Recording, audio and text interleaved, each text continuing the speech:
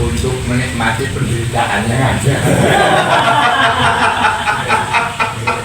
Artinya dalam keadaan apapun gitu, dan menerima apa yang telah dititipkan oleh Sang Pencipta. Berita apapun, ya cara syukur kita dengan menuangkan dalam puisi-puisi itu. Tiap manusia itu mempunyai potensi untuk berbuat baik. Juga beliau memberikan nasihat, kita harus husnuzon kepada siapa saja. Mudah-mudahan kalian berhusnuzon pada saya, berhusnuzon pada saya, bisa membaca dengan baik. Ya Mas, Dan Mas, semakin tak terpahami. Kami menyangka puisi itu nilainya tinggi. puisinya Mas Timur, hati yang kau cari hati, bukankah memang telah bertahun sesat dirimba-rimba dalam diri dan melulu keliru saat mesti menafsir kesau cuaca, apalagi ketika harus mengingat jalan menuju pulang. Begitulah di sini senantiasa kita mengembara abadi, namun tak sejati. Demikian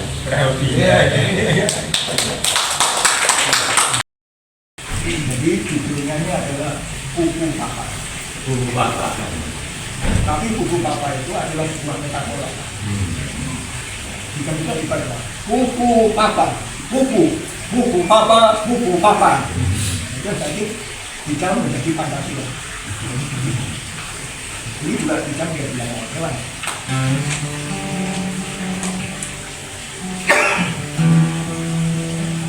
Buku Papa. Bu, semua pernah menjadi bodoh, merusak barang, dan tak pernah bisa diperbaiki lagi. Bu, ketika berkata benar, membuat seseorang dibenci. Kejujuran terlalu mahal bagi perut lapar. Wah, seperti laut tak berikan, hujan terucir di gurun pasir, membisikkan kata sia-sia. Wah, siapa menjaring sisa embun, menenun mimpi Pak Tani tentang sepetak kebun dan segenggam bibit yang bukan lagi miliknya. Tapi bayangnya Pak Jaya Gibran.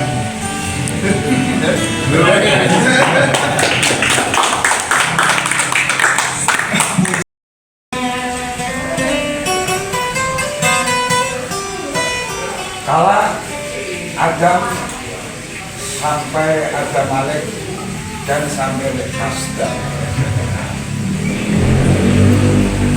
orang-orang bicara tentang cinta, padahal cinta itu sendiri nama lain dari Tuhan yang berbagi pada setiap hati, dan keindahannya di bumi wujudnya adalah seni.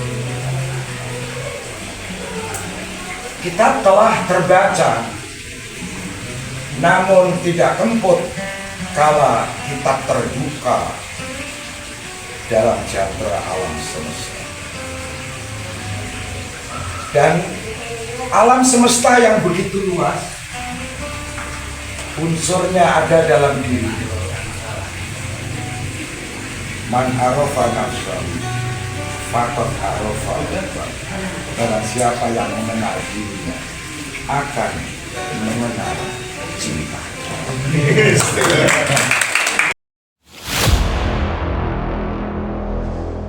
Yang sangat jarang dibacakan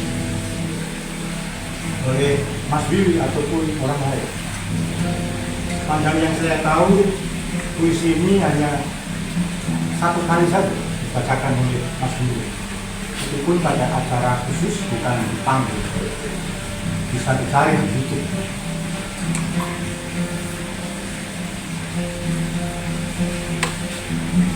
Kesaksian akhir abad, ratap tangis menerpa pintu kalbuku, bau anjir darah mengganggu tidur malam. Oh tikar tafakur, oh bau sungai Tohor yang kotor. Bagaimana aku akan bisa membaca keadaan ini? Atas atap kesepian nalar pikiran yang digalaukan oleh lampu-lampu kota yang bertengkar dengan malam, aku menyerukan namamu. Wahai para leluhur Nusantara, oh Sanjaya, leluhur dari kebudayaan tanah, oh Purnawarman, leluhur dari kebudayaan air. Kedua wangsamu telah mampu mempersekutukan budaya tanah dan air. Oh Resi Kuturan, oh Resi Mirarte, empu tampan yang penuh kedamaian, telah kamu ajarkan tatanan hidup yang aneka dan sejahtera yang dijaga oleh hukum adat. Oh bagaimana aku mesti mengerti bahasa bising dari bangsaku kini. Oh Kajolalido, bintang cemerlang tanah Ugi, negarawan yang pintar dan bijaksana, telah kamu ajarkan aturan permainan di dalam benturan-benturan keinginan yang berbagai ragam di dalam kehidupan. Adik, bicara rapang dan wah. Oh lihatlah wajah-wajah berdarah dan rahim yang diperkosa muncul dari puing-puing tatanan hidup yang porak-poranda. Kejahatan kasat mata tertawa-tawa tanpa pengadilan. Kekuasaan, kekerasan berak dan berdahak di atas bendera kebangsaan. Oh anak cucuku di zaman sibernetik, bagaimana akan kalian baca prasasti dari zaman kami? Apakah kami akan mampu menjadi ilham, kesimpulan, ataukah kami justru menjadi sumber masalah di dalam kehidupan? Dengan puisi ini aku bersaksi bahwa rakyat Indonesia belum merdeka. Rakyat yang tanpa hak hukum bukanlah rakyat merdeka. Hak hukum yang tidak dilindungi oleh lembaga pengadilan yang mandiri adalah hukum yang ditulis di atas air. Bagaimana rakyat bisa merdeka bila polisi menjadi aparat pemerintah dan tidak menjadi aparat hukum yang melindungi hak warga negara? Bagaimana rakyat bisa merdeka bila birokrasi negara tidak menjadi abdi rakyat, melainkan menjadi abdi pemerintah yang berkuasa? Dan partai-partai politik menganggap rakyat hanya abdi partai yang dinamakan masa politik partai atau malah kawulo partai. Bagaimana rakyat bisa merdeka bila pemerintah melecehkan perdagangan antar daerah dan mengembangkan merkantilisme dendes, sehingga rela menekan kesejahteraan buruh, petani, nelayan, buruh, dan serdadu berpangkat rendah? Bagaimana rakyat bisa merdeka bila provinsi-provinsi sekedar menjadi tanah jajahan pemerintah pusat? Tidak boleh mengatur ekonominya sendiri, tatanan hidupnya sendiri, dan juga keamanannya sendiri. Ayam, serigala, macan ataupun gajah semua peka pada wilayah. Setiap orang juga ingin berdaulat di dalam rumah tangganya. Setiap penduduk ingin berdaulat di dalam kampungnya. Dan kehidupan berbangsa tidak perlu merusak daulat kedaerahan. Hasrat berbangsa dan naluri rakyat untuk menjalin ikatan daya cipta antar suku yang penuh keanekaan kehidupan dan memaklumkan wilayah pergaulan yang lebih luas untuk merdeka bersama. Tetapi lihatlah selubung sabut ini. Penjajahan tatanan uang, penjajahan modal, penjajahan kekerasan senjata, dan penjajahan oleh partai-partai politik masih merajalela di dalam negara. Dengan puisi ini aku bersaksi bahwa sampai saat puisi ini aku tanda tangani, para elit politik yang berkedudukan ataupun yang masih di jalanan tidak pernah memperjuangkan sarana-sarana kemerdekaan rakyat. Mereka hanya rusuh dan gaduh memperjuangkan kedaulatan golongan dan partainya sendiri. Mereka hanya bergulat untuk posisi sendiri. Mereka tidak peduli kepada posisi rakyat, posisi hukum, posisi polisi, posisi tentara, ataupun posisi birokrasi. Dengan picik mereka akan mendaur ulang malapetaka bangsa dan negara yang pernah terjadi. Oh Indonesia, Indonesia, negara yang kehilangan makna. Rakyat yang sudah dirusak dan tatanan hidupnya berarti sudah dirusak dasar peradabannya, dan akibatnya dirusak pula kemanusiaannya.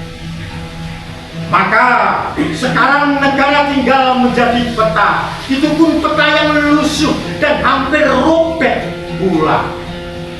Pendangkalan kehidupan bangsa telah terjadi, tata nilai rancu, dusta, pencurian, penjarahan, dan kekerasan halal.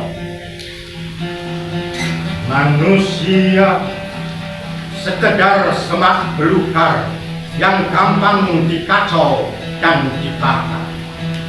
Paket-paket pikiran mudah dijajakan.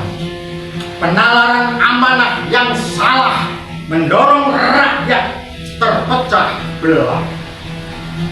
Negara tak mungkin kembali diutuhkan tanpa rakyatnya dimanusiakan. Dan manusia tak mungkin menjadi manusia tanpa dihidupkan hati nurani. Hati nurani adalah hakim adil untuk diri kita sendiri. Hati nurani adalah sendi dari kesadaran akan kemerdekaan pribadi.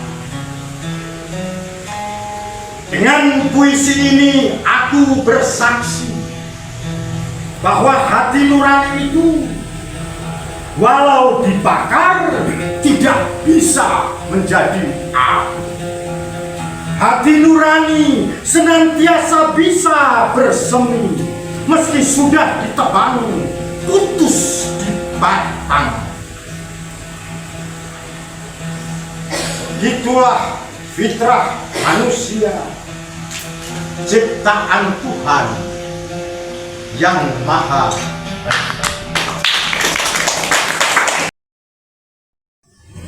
Palestina, Palestina.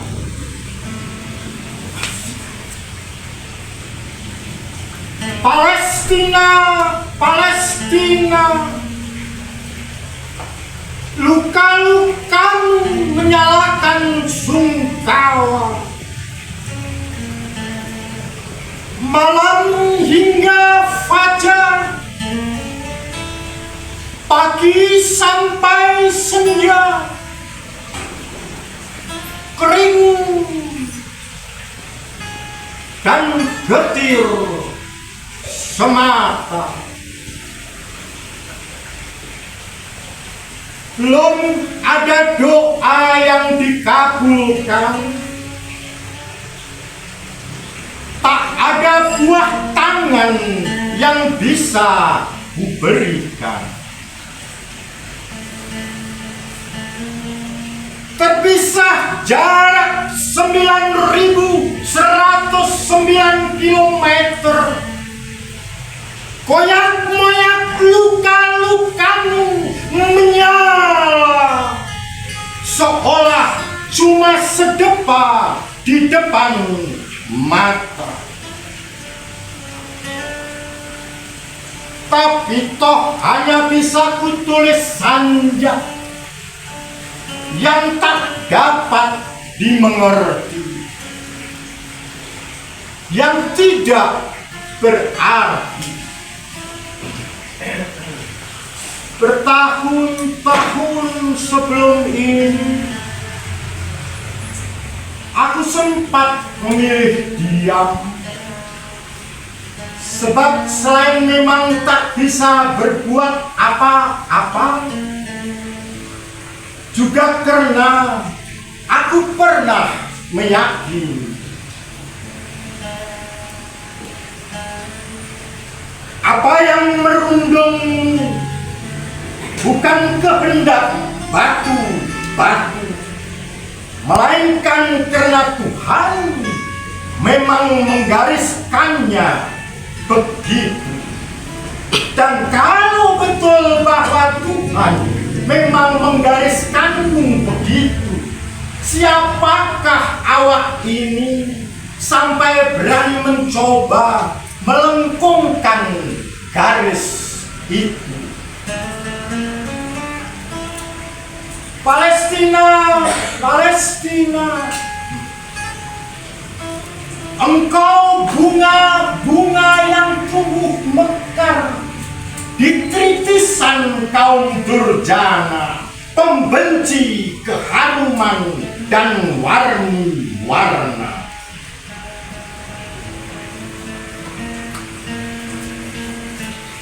Kamis bulan lalu,